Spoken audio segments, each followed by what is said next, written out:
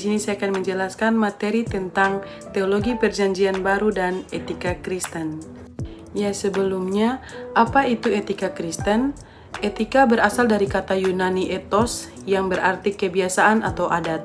Etika Kristen adalah cara hidup orang percaya yang mengikuti ajaran dan teladan Yesus Kristus.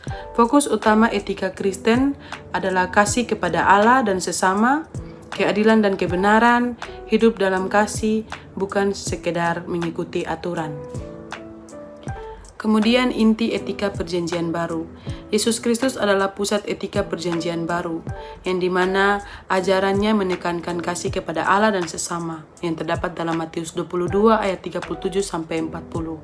Kemudian kasih kepada musuh dalam Matius 5 ayat 44, dan kerendahan hati dan pengampunan yang terdapat dalam Matius 6 ayat 14. Poin berikutnya yaitu ajaran etika dari Rasul Paulus. Dalam Roma 12-13, Paulus mengajarkan yang pertama, kita harus hidup sebagai korban yang hidup, rendah hati, mengasihi sesama, taat kepada pemerintah. Kemudian dalam Galatia 5-22-23 dijelaskan tentang buah roh, yaitu kasih, sukacita, damai sejahtera, kesabaran, kemurahan, kebaikan, kesetiaan, kelemah lembutan, dan penguasaan diri. Kemudian pada poin yang berikutnya, ajaran dari surat-surat lain, yang dimana dalam Yakobus, di situ dijelaskan merawat anak yatim dan janda adalah wujud iman yang hidup dalam Yakobus 1 ayat 27. Kemudian 1 Petrus yang dijelaskan hidup sebagai teladan di tengah orang yang tidak percaya yang terdapat dalam 1 Petrus 2 ayat 12. Kemudian yang berikut kita mempoin nilai-nilai utama etika Kristen. Yang pertama, kasih agape, yaitu kasih yang tulus kepada Tuhan, sesama, diri sendiri, bahkan musuh, dan ditunjukkan lewat kepedulian, pelayanan, dan pengampunan. Yang kedua, mengampuni dan meminta maaf. Memaafkan menghapus dendam, kemudian meminta maaf untuk menunjukkan kerendahan hati dan ingin berdamai. Dan yang ketiga, keadilan dan kesetiaan, di mana kita bertindak adil dan setia kepada Tuhan dan sesama.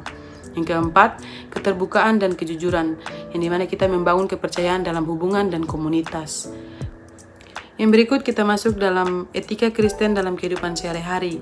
Di sini terdapat hubungan pribadi yang dilandasi dalam kasih, empati, dan pengampunan terdapat dalam Efesus 4 ayat 32. Kemudian yang kedua, relasi sosial, peduli kepada yang lemah yang terdapat dalam Yakobus 1 ayat 27. Yang ketiga, mengusahakan keadilan dan kesetaraan dalam Galatia 3 ayat 28. Kemudian hidup sebagai teladan di tengah masyarakat plural. Yang berikut kita masuk dalam relevansi etika Kristen zaman sekarang, di mana etika Kristen menjawab tantangan yang pertama kemerosotan moral, hedonisme dan sekularisme, yang kedua keberagaman dan pluralisme masyarakat, prinsip utama yang terdapat kasih universal atau menerima semua orang tanpa memandang perbedaan, hidup dengan integritas dan tidak menghakimi dalam Matius 7 ayat 1-2, kemudian transformasi hidup sesuai kehendak Allah dalam Roma 12 ayat 2. Dan kemudian kita tiba pada kesimpulan di mana etika Perjanjian Baru masih sangat relevan untuk umat Kristen saat ini. Etika ini bukan hanya aturan moral, tetapi juga cara hidup yang jadi kesaksian nyata di dunia. Kemudian yang terakhir, umat Kristen dipanggil untuk hidup dalam kasih, keadilan, dan pengampunan sebagai saksi Kristus di dunia.